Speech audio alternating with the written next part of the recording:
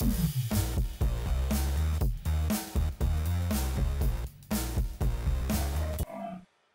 aí, Felipe, tudo bom? Bom, primeiro, boa noite, né, cara? Obrigado aí pelo convite, né? Assim, na visão do analista e tudo mais, mas o que é a prática de análise de malware? A análise de malware às vezes fica restrito a esse profissional que vai atuar debaixo de um SOC, né, o famoso Security Operations Center, ou talvez dentro de um CSIRT, né, aquele centro que vai trabalhar com a parte de resposta a incidente, ou então o cara que vai ficar realmente só no cara do TI, né, e a gente pensa às vezes que fica essa questão assim, onde eu posso implementar, onde eu posso atuar na parte de análise de malware. A análise de malware, assim como o pessoal vem comentando, assim, quando a gente fala de segurança, é sempre um assunto amplo, né? A análise de malware parte de pelo menos duas premissas, né? Quando tu faz uma análise, tu vai aplicar ela na parte de análise de determinado código ou de determinado programa ou na execução de determinado binário em si que tu for analisar, né? Então, a partir dessa premissa que tu for fazer, tu vai trabalhar dentro dessa análise estática ou então de uma análise dinâmica, quando tu vai realmente colocar em prática esse processo, né? Então, neste sentido, é que tu vai aplicar isso, né? E aí entra todas as estratégias de engenharia reversa e assim por diante dentro deste estudo, né, global, assim, falando de uma forma mais geral, chamada análise de malware, né? Que é a análise de um código malicioso. E esse código pode ser de várias maneiras, né? Muita gente tem muita dúvida do que realmente é a análise de malware, porque sempre tem aquela questão, né, tipo, se a análise de malware é a questão de engenharia reversa, não sei o quê. Mas assim, você que já tem essa experiência, explica pra gente como é que funciona realmente a análise de malware, tipo, o processo. Então, na verdade, quando a gente fala de engenharia reversa, o nome, assim, se a gente for levar ao pé da letra mesmo, a gente está fazendo uma análise, né, reversa, ou ser redundante aqui, de engenharia de algo, né? Então, por exemplo, quando a gente tem um software, quando a gente tem um binário, né, um programa, um executável ou um determinado programa em si dentro do computador, a gente precisa saber como é a arquitetura de construção dele. Então, o processo de engenharia reversa, ele nada mais é do que eu fazer uma análise deste código de construção literalmente ao contrário. Então, a engenharia reversa ele serve para qualquer coisa. Eu posso pegar um mobile, como foi falado, eu posso pegar um IoT, como foi falado, e fazer uma engenharia reversa, para entender o comportamento. O que a gente falava anteriormente, né, por sinal, vocês vão ver essa movimentação normal aqui, graças à pandemia. Tem filho, mulher, e por aí vai. Então, o que acontece? Quando a gente fala de engenharia reversa, né, antigamente, o que o pessoal fazia? O pessoal craqueava muito o jogo, né? E aí eu vi o pessoal comentando aí de antigamente, né? Então, quando tu craqueava um jogo, tu literalmente entendia como aquele programa funcionaria, ou como ele funciona, e sabia exatamente a parte que tu deveria, né, mexer em determinado processo ou determinada execução daquele programa para fazer a engenharia reversa dele, ou para, enfim, craquear aquele jogo. Mas nesse momento a gente não está falando de algo malicioso, né, que tem o intuito de infectar uma vítima, né? Ele tem um intuito, obviamente tem um intuito malicioso de craquear algo, de não ser de uma forma legal, né? Tu não vai pagar tu deveria pagar uma licença para aquele programa, mas a engenharia reversa ele tem muito disso, né? Agora, quando a gente fala de engenharia reversa para malware, é quando a gente de fato vê um artefato que é malicioso, né, ou suspeito, até então ele é um sample, como a gente chama, né, e a partir daquele momento é que a gente vai fazer um processo, como tu comentou e perguntou. Como fazer isso, né? Então, ele parte de um processo primeiro, tu tem que saber a identificação daquele arquivo, que tipo de arquivo ele é. E aí eu comento muito isso, acho que eu já palestrei isso também no RoadSec, no MindSec eu falei, e é uma das palestras que eu tenho feito para buscar a base, que a primeira etapa de um processo de análise de malware é a identificação desse arquivo, né? Se ele não está alterado, por exemplo. Porque se eu me baseio numa extensão, por exemplo, eu posso mudar, eu posso, como atacante, mudar essa extensão, e aí eu posso enganar o processo de análise, né? Então, eu achei interessante, o pessoal estava falando sobre forense, né? Eu, particularmente, dei aula de forense também em resposta a incidente numa das universidades que vocês citaram, e justamente a minha prova era... Eu induzia todos os alunos a seguir por um caminho de análise dentro do processo de análise de arquivo para fazer o forense, mas o resultado, de fato, estava para outro lado. Inclusive, eu colocava malwares, né, do tipo ransomware, que faziam a criptografia, e aí eu falava para eles, façam um backup, porque se vocês clicarem de uma forma errada no arquivo, se não fizeram a cópia dessa evidência, né, se vocês não vão trabalhar em cima da cópia e estão trabalhando dentro do dado de fato, o que acontece é que vocês vão corromper a evidência que vocês têm, e se vocês não têm, né, a cópia, deveriam estar trabalhando na cópia.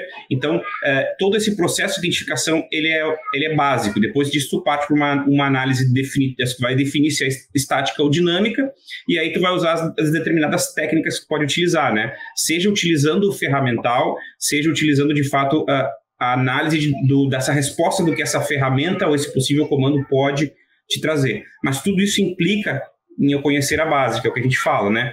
Então, por exemplo, um exemplo muito claro disso é o famoso strings, que todo mundo fala, né? E aí eu reforço. Strings não é análise de malware, mas ele pode te dar uma evidência do que é traduzido, né, dentro de um hexadecimal. Aí vem a pergunta, por que quando eu dou um string no binário, ele não me traz a informação de do MZ, da parte do header ali de um arquivo PE? Por que ele não me traz a assinatura de um PE? Ou por que quando eu dou um string no arquivo ELF, que é, né, de plataformas de Unix, ele não me traz a informação de ELF?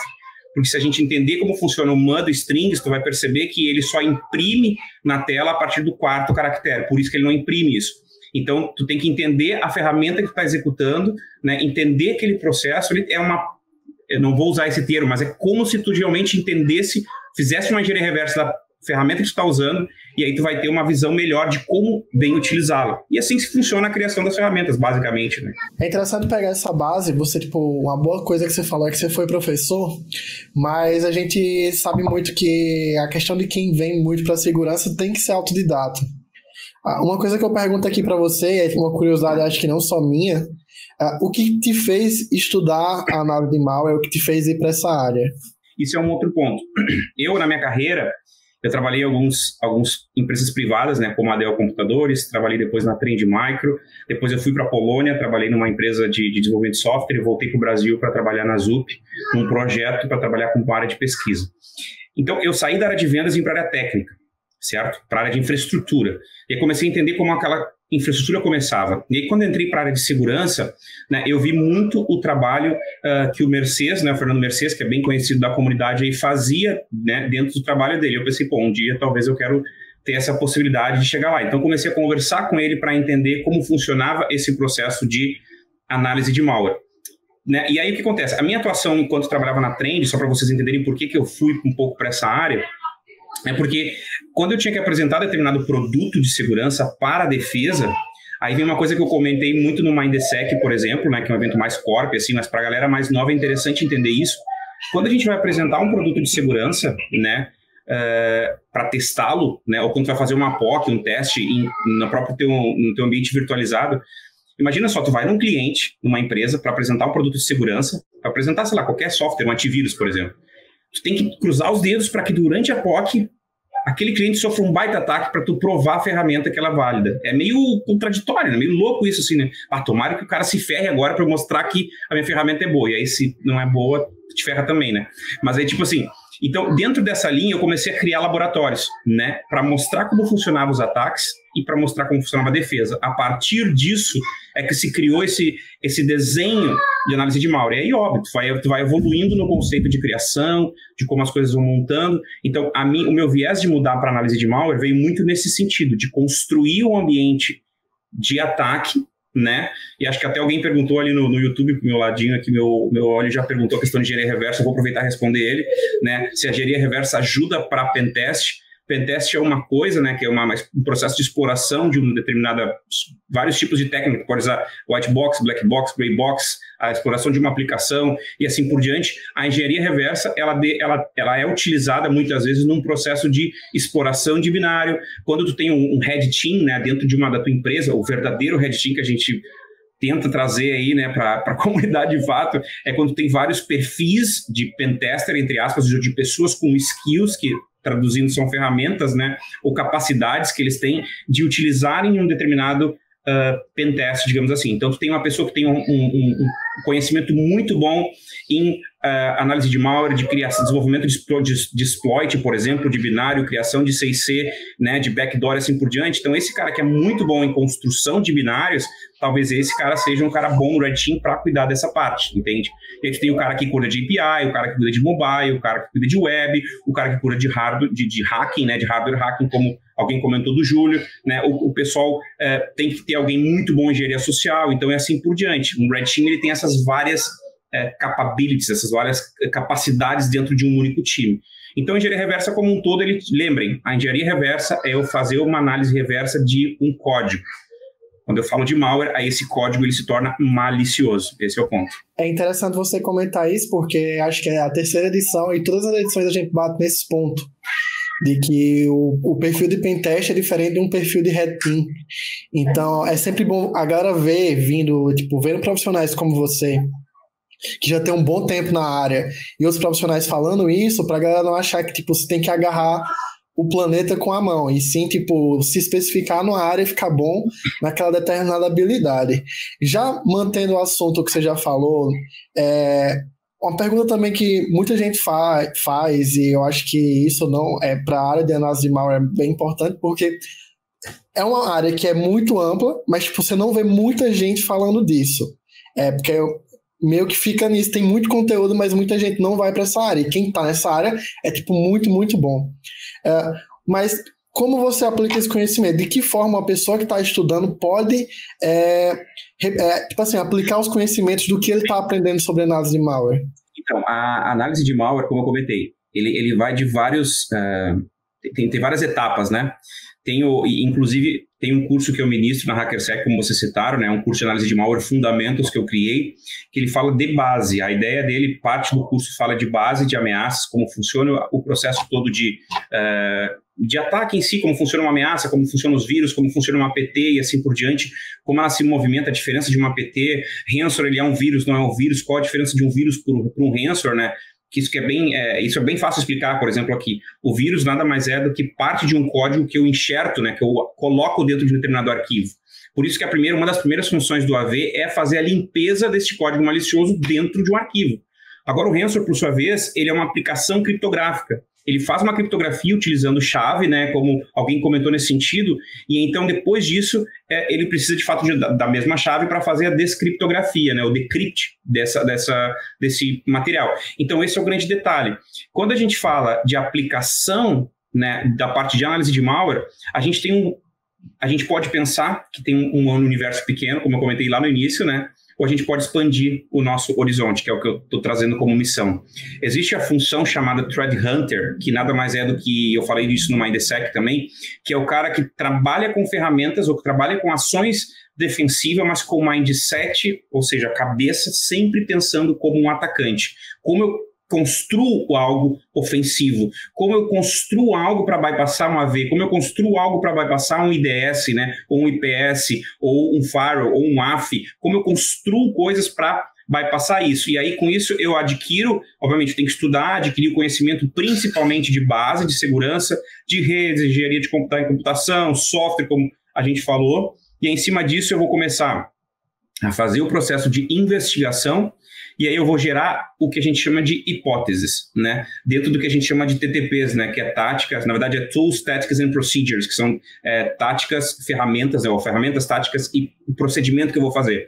E aí eu começo a trabalhar com hipóteses, né? Então o Hunter em si, ele pode ser esse cara que tu pode aplicar o teu conhecimento de análise de malware, como tu também pode aplicar isso como um pesquisador, que é o que eu trouxe, que é o que eu tenho implementado no meu time, né? Inclusive, agora eu peguei um outro braço de inteligência dentro do nosso time. Então, como eu trago essa provocação para o time, para eles buscarem mais, a conhecer o malware em si, como ele funciona, o conhecido, e buscar o desconhecido. E aí tu construir esse conhecimento, né? Esse é o desafio. Nisso tudo, você já, explicando, vai aplicar os conhecimentos. Aí eu faço outra pergunta aqui que com certeza a galera que está no chat já está pensando nisso, que qual é a base? Tipo, a gente sempre fala disso, qual é a base para iniciar os estudos em análise de malware? E já faz um adendozinho aqui para a gente pegar logo o gancho. É importante ter conhecimento em engenharia reversa ou não? Tipo, eu posso iniciar na parte de análise de malware sem ter o conhecimento em engenharia reversa? O Marcos ele falou muito sobre isso, que antigamente não se tinha materiais, né? E hoje a facilidade de busca do material faz o quê? Faz com que o pessoal, não só o mais jovem, mas aquele talvez mais velho que quer uma facilidade, ele utilize a ferramenta. E eu não sou contra a ferramenta, pelo contrário, eu acho que a gente tem hoje dentro do software livre, por exemplo, muita ferramenta que auxilia o processo. Porém, se eu me tornar um executor de ferramentas, eu não conheço a base. Aí vem a tua pergunta. A base, aí eu preciso aprofundar ela de fato e entender justamente esse detalhe, né? Por quê? Porque, por exemplo, assim, quando a gente fala de análise de malware, a gente tem que perceber que esse malware chegou por um determinado caminho dentro da minha rede, né? Então, ele chegou por e-mail, por exemplo, que é 90% dos vetores vêm por e-mail. Se ele chegou por e-mail, ele passou por um lugar na minha rede. Então, eu devo ter conhecimento de base de rede. Então, por exemplo, a pergunta que eu sempre faço para os meus alunos, graduação, pós-graduação, em palestra, e que eu vou fazer agora de novo. Quem já sabe pode responder, quem não souber também não precisa responder. TCP, ele é um protocolo ou é um modelo, né, de arquitetura, um modelo de referência? E aí o pessoal fica na dúvida se ele é um protocolo, qual dos dois que é? Ou ele é os dois, entende? Então, TCP, na prática, ele é um protocolo, né, quando a gente fala de OSI, e quando a gente fala de arquitetura TCP, ele também ele é uma arquitetura. Inclusive, quando a gente fala, por exemplo, do ASCII, ou ASCII, o famoso ASCII, né, que é a conversão ali da string, né, do hexadecimal ao octal para string, está na camada do ASCII, ou do ASCII, né, que a gente está falando do quê? Estamos falando de camada 6 do OSI, que é o que a academia ensina.